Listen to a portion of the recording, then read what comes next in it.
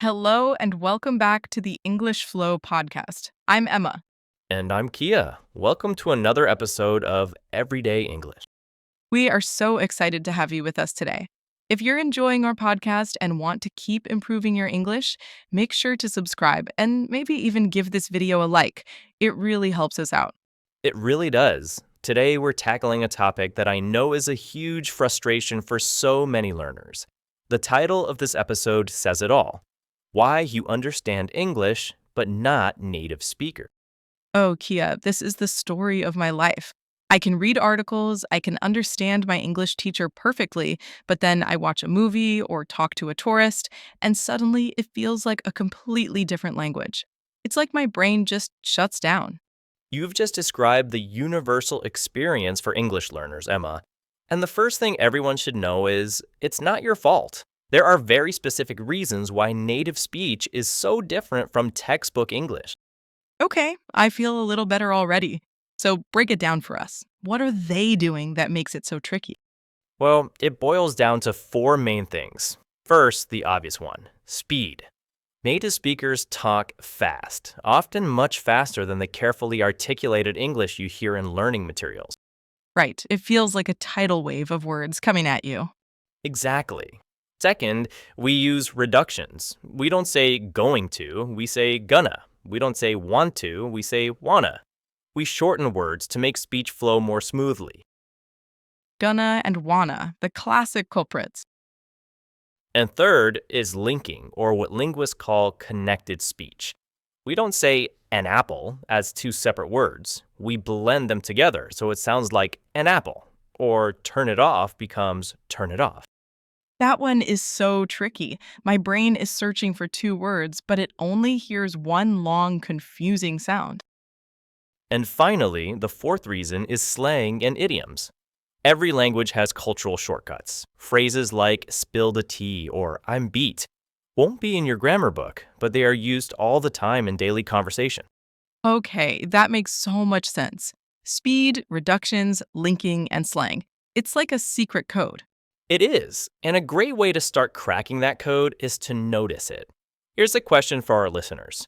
What's the most confusing phrase you've heard a native speaker say? Let us know in the comments below. We'd love to read them. Great question. So we know why it's hard, but the big question is, what can we do about it? How do we train our ears to understand this secret code?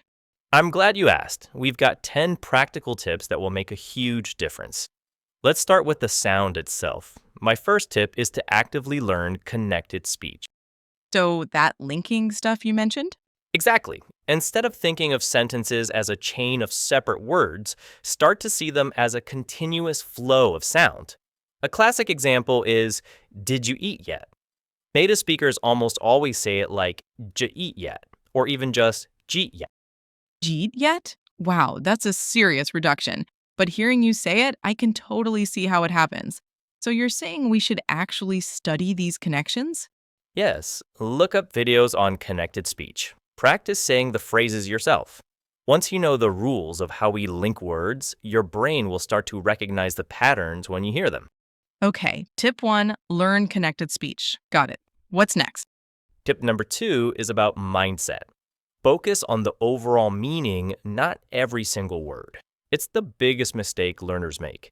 They hear a word they don't know, they panic, and they stop listening to the rest of the sentence.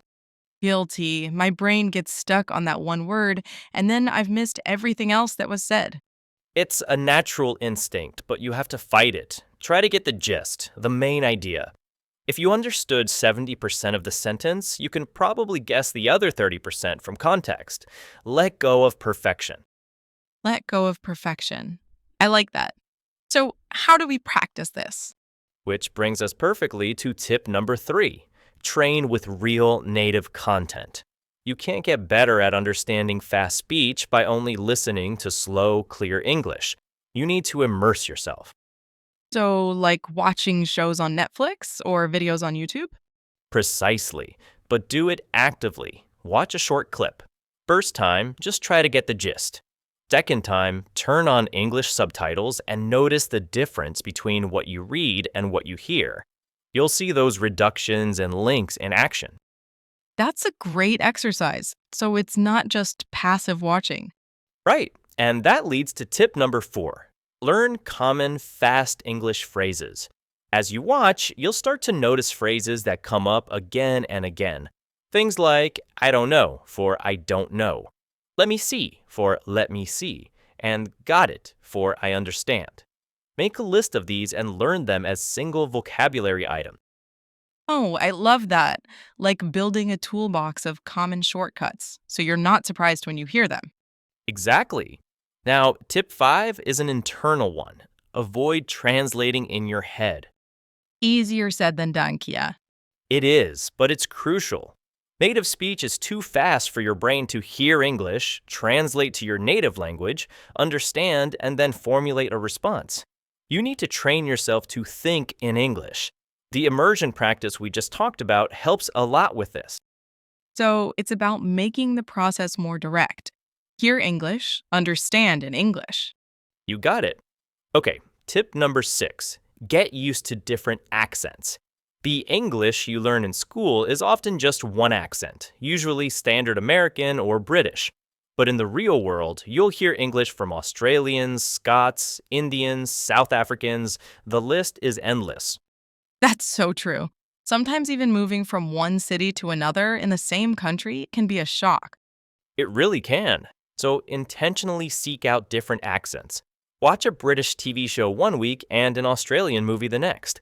Listen to podcasts with hosts from different countries. The more variety your brain is exposed to, the more flexible it becomes. Okay, diversifying my listening portfolio. I can do that. But what happens when I'm in a real conversation and I just don't understand? It's so embarrassing. This is where tip number 7 comes in.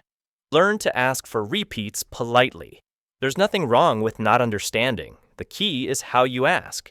Instead of just saying what, which can sound a bit rude, have some polite phrases ready.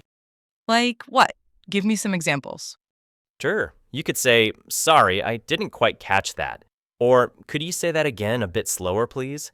Or even, I'm sorry, my English is still a work in progress. Could you repeat that for me? People are almost always happy to help.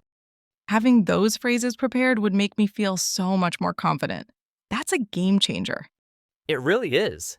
Now, for a very active technique, tip number 8 is to use the shadowing technique.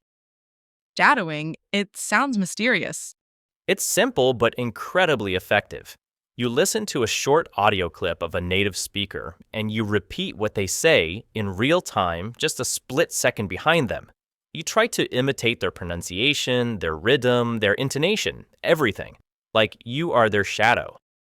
So I'm speaking at the same time as them? Yes, it feels strange at first, but it trains your mouth to make the sounds of fast, connected speech, and it trains your ear to hear it much more clearly. It connects the listening and speaking parts of your brain. That sounds challenging, but really useful. I'm going to try that later. Please do. Okay, we're almost at the end. Tip number 9, understand the music of English. I'm talking about stress and intonation. In English, we don't give equal time to every syllable. We stress certain words in a sentence to highlight what's important. The meaning can change completely based on which word you stress. Right, like, I didn't say that is different from I didn't say that. Perfect example. Native speakers listen for these stressed words to get the core message. Unstressed words often get reduced and are harder to hear. If you learn to listen for the rhythm, for the music, you can understand the meaning even if you miss a few of the small words in between. So listen for the beat. I like that analogy.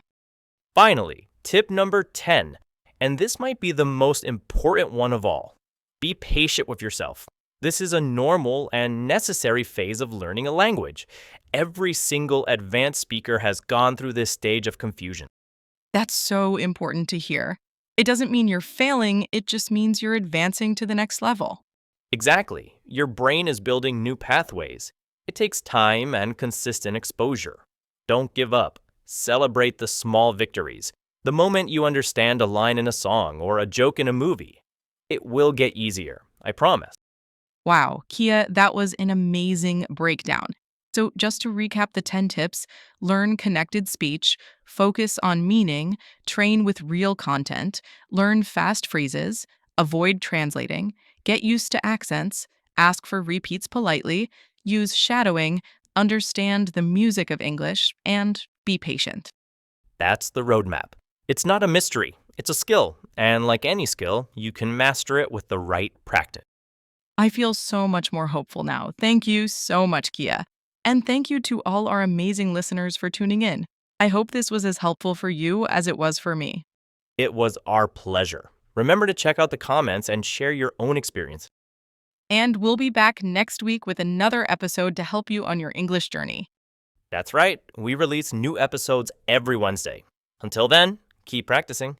Bye, everyone.